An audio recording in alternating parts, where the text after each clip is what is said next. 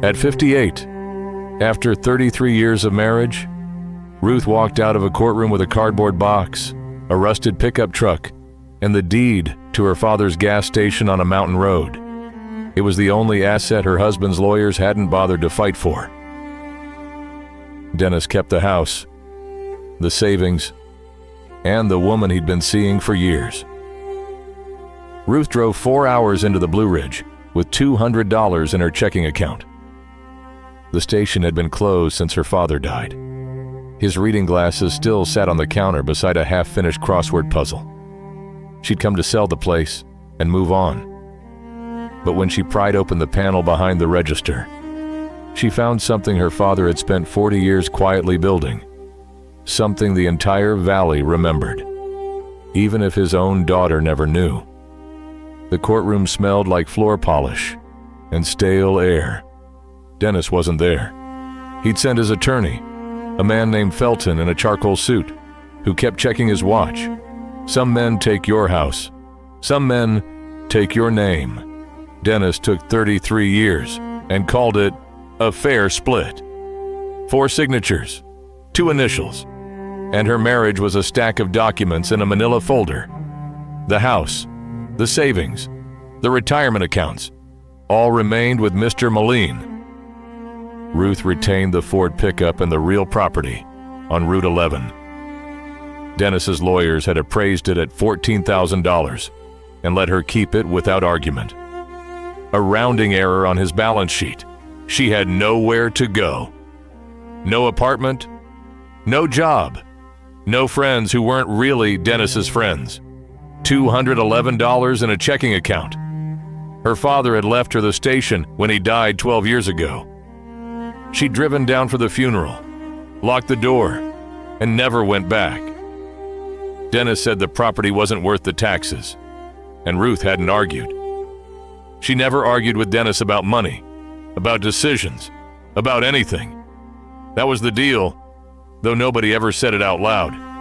He earned. She agreed.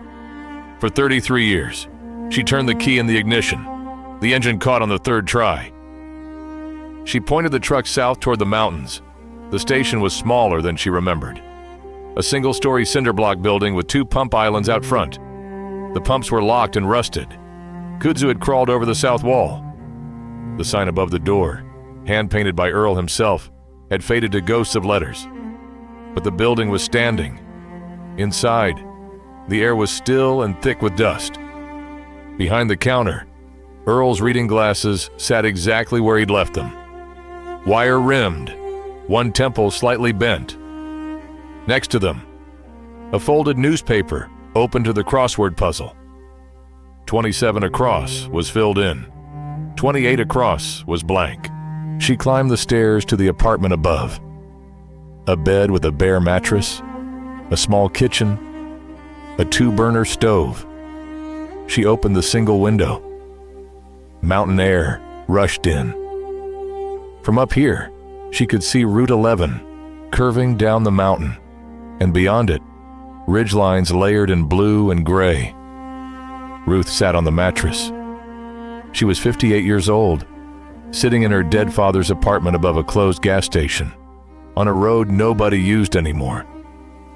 She didn't cry. She'd done her crying weeks ago alone in the guest bedroom, while Dennis slept in the master suite with the door locked. She went back downstairs. Her fingers found a seam in the wood paneling below the register. Not a crack. A seam. Straight and deliberate. The panel came away with a dry scrape.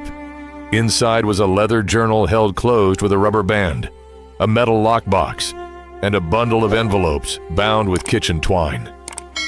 Ruth's hands trembled as she opened the journal. Earl's handwriting.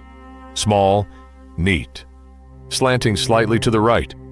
Dated September 14th, 1981. Lent Tom Hendress $200 for the electric bill. Wife is due in March, and they can't afford to lose heat. Told him to pay when he can. Page after page. Every loan. Every free repair. Every bag of groceries slipped into someone's truck while they weren't looking. Spanning decades. each one a record of a kindness he never mentioned to anyone. Then she found an entry dated 3 years before Earl died. Her own name. Ruth called today. Sounded tired. That husband of hers is spending again. She says she's fine, but she's not fine. I can hear it in her voice. I wish she'd come home. I wish she'd come home and let me teach her to change oil again, and drink coffee that's too strong, and sit on the porch and watch the trucks go by.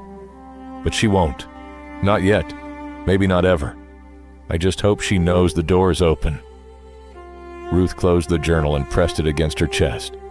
She understood for the first time that Earl Emlyn hadn't just been pumping gas for 40 years. He'd been holding an entire valley together, one small kindness at a time, and never said a word about it to anyone. She wasn't going to sell this place. She opened the station. People came, and Dennis came too, with lawyers and a motion to take it back. Dennis arrived 3 weeks after she reopened. A silver SUV, new model, polished. He walked toward her with his hands in his pockets, taking his time. His lawyers had filed a motion claiming the property was undervalued. "Nice little project," he said, looking at the fresh paint. "I came because I thought we could talk before the lawyers make this ugly." Ruth looked at him standing in front of Earl's gas station, in clothes that cost more than her monthly fuel bill. Talking about fairness. "You're right, Dennis. It is worth something, just not the kind of something you understand." He stared at her. He had driven 4 hours expecting the Ruth he remembered. The one who signed where Felton pointed and agreed, because agreeing was easier than fighting. That Ruth was gone. "I'll see you in court," Dennis said. He put on his sunglasses and pulled out of the lot. Hank called a retired attorney. Earl had paid for her daughter's heart surgery years ago. $3,200, sent anonymously. She arrived the next morning carrying a leather briefcase. "This is a nuisance claim," she said after reading the motion. The property was never jointly held, never improved with marital funds. The hearing lasted 20 minutes. Motion denied. The property was never marital. This matter is closed. Outside, Dennis caught up to Ruth on the courthouse steps. "When did you become this person?" he asked. "I always was," she said. "You just never looked." She walked to the truck and drove home. The word came without effort, and she let it stay. Home. That evening, she found a sealed envelope in the bundle. The last one. Her name on the front in Earl's careful block letters. "Dear Ruth, if you're reading this, you found your way back. I always knew you would. This station isn't worth much on paper. A building inspector would condemn half of it, and a real estate agent would call it a teardown. But it's worth everything to the people who depend on it. I don't mean the gas or the repairs, though those matter. I mean the fact that it's here, that someone is behind the counter, that the coffee is on and the light is on and the door is open. Don't sell it. Don't let anyone tell you it's worthless. And if you can keep the coffee on, that matters more than you think." The letter was signed with just his name. Earl. Ruth folded the paper and slid it back into the envelope. She set it on the counter beside his reading glasses and the unfinished crossword. She locked the front door with the key her father had turned 10,000 times before her. Through the glass, she could see the sign glowing against the darkening sky. Faded, hand-painted, and lit. She climbed the stairs to the apartment that smelled like coffee and motor oil and home. She was 58 years old. She was just getting started,